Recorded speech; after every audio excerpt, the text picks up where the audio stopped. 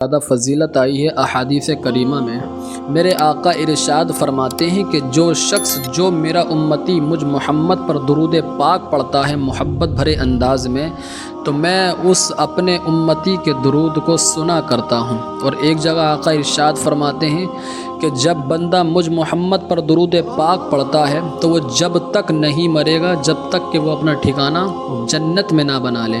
تو اس لیے ہم سب کو کثرت سے حضور پاک پر درود پاک پڑھنا چاہیے۔ جب بندہ درود پاک پڑھتا ہے تو اس سے نبی کا قرب حاصل ہوتا ہے، اور جب نبی کا قرب حاصل ہوگا تو پھر اللہ تبارک و تعالیٰ کا بھی قرب حاصل ہوگا۔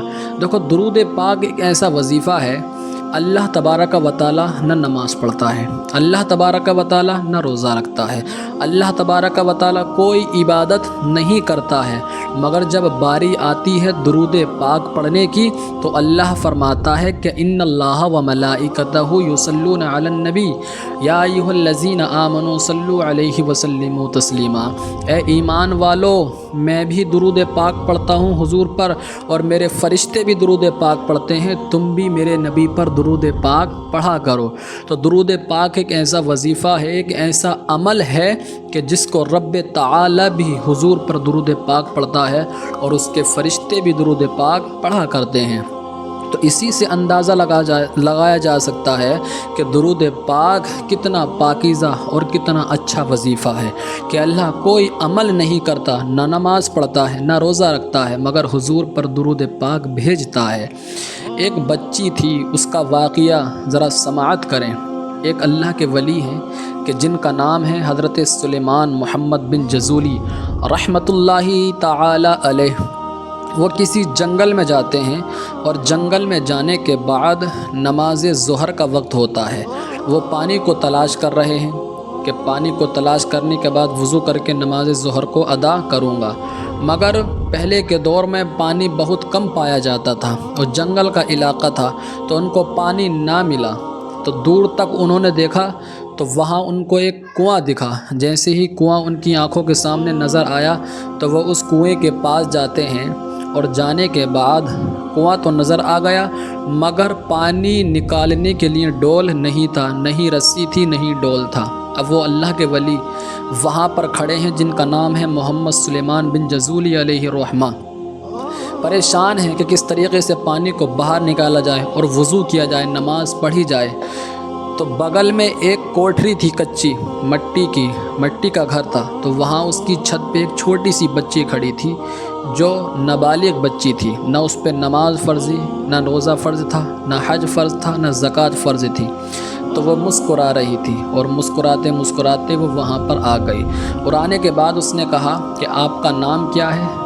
تو حضرت سلیمان محمد بن جزولی نے کہا کہ میرا نام سلیمان محمد جزولی ہے۔ تو بچی کہنے لگی کہ آپ تو ایک اللہ کے ولی ہیں، آپ کا تو بہت شہرہ ہے، آپ کی تو بہت عزت ہے، آپ کی تو بہت مقبولیت ہے اس دنیا کے اندر۔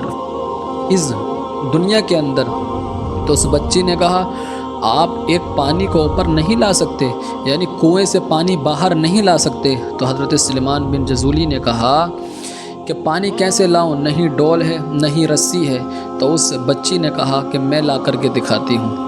تو اس بچی نے اپنا تھوک اس کنویں کے اندر ڈالا، جیسے ہی تھوک کنویں تک پہنچا وہ پورا کا پورا پانی اچھل کر اوپر آ جاتا ہے۔ سبحان اللہ! وہ اللہ کے ولی دیکھ کر حیران ہو گئے، تعجب میں پڑ گئے کہ میں اللہ کا نیک بندہ، اللہ کا ولی، سب لوگ میری عزت کرتے ہیں، میں وہ کام نہیں کر سکا جو تو نے کر دیا۔ کیا تو عمل کرتی ہے؟ تیرا عمل کیا ہے کہ جس کی وجہ سے اللہ نے تیری زبان میں اتنی تاثیر کی ہے؟